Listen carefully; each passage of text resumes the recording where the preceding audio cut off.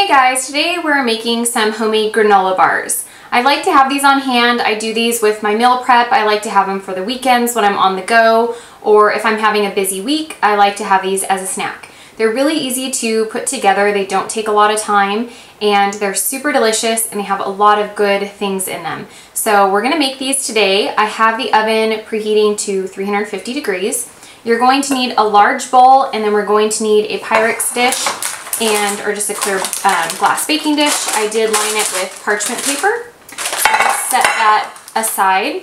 So in our bowl we have two ripe bananas. So you want two ripe bananas, and what we're going to do is just mash these up with our fork.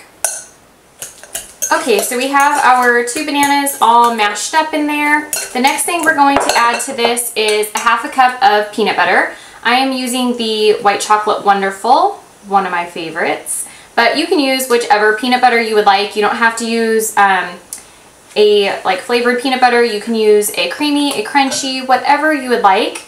You just need a half a cup of peanut butter. So we're gonna go ahead and put that in. And I'm just gonna kind of swish these around, mix them together. And then to this, we are going to add 1.5 cups of dry oats and just pour those right in and kind of mix as you go. And then to this, we're going to add 1 teaspoon of pure vanilla and a dash of cinnamon. So we're just going to do a light dash and mix that together. Next, we're adding 2 teaspoons of coconut sugar. If you don't want to use coconut sugar, or you want to use like maple syrup or honey, that's okay too. You can use either one of those. And then in this bowl, I have a 1/4 cup, and I have it mixed in. It's a half and half. I have a 1/4 cup of the chia seeds and hemp seeds. So I just mix those together. So they're the chia and hemp seeds. So we're just going to go ahead and mix those in. And then I'm going to mix this up. And then the next thing we're adding is a 1/3 cup of dried cherries. You can use raisins, craisins, cranberries, cherries, whatever you would like, dried blueberries, whatever fruit that you would like in your granola bar. Just go ahead and put that in. I have a 1/3 cup of the dried cherries. And then to that, I'm going to add a 1/4 cup of raisins. And then a 1/4 cup of sunflower seeds. These are just unsalted sunflower seeds. And I'm going to add a 1/4 cup of unsweetened coconut. So go ahead and put that in. And then we're going to mix these all together. And then we'll add our nuts next. For the nuts, you can use anything you would like. You can use pecans, walnuts, almonds, peanuts. I'm using a mix of almonds and walnuts. I just chop these up really fine. I have a half a cup of almonds and a half a cup of walnuts. So we're just going to put these in, and this is our last ingredient. So we're just going to mix this all together. It's going to get kind of stiff as you're mixing. Kind of get a little arm workout as you're making these granola bars. So it'll be kind of stiff and tough to mix, but just make sure everything is all combined together.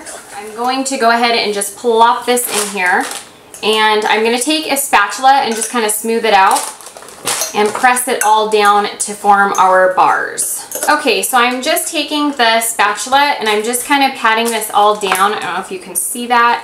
And I want to smooth it all out and just kind of get everything all pressed together. I use the parchment paper just because after baking, it's easier for me to just take it out of the dish and cut the bars.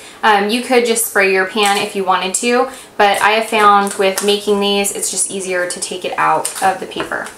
So what I'm going to do next is put these in the oven at 350 degrees for 20 minutes. Okay guys, the granola bars are out of the oven. I baked them for 20 minutes. They are still really hot. You want them to cool completely before you cut them. So I'm just going to let them cool on the countertop until they're completely cooled off.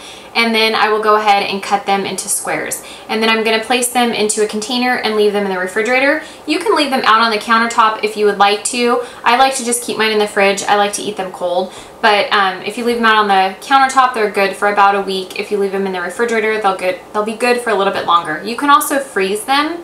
But like I said, I like mine in the refrigerator. I don't know why. I just like eating a cold granola bar. It seems refreshing. But they're really delicious, so give them a try, and I hope this is something you can incorporate into your meal prep or something to have on hand for snacks. And if you have like a sweet tooth, this will help you. So I hope you guys enjoyed this video, and I will see you guys soon. Bye!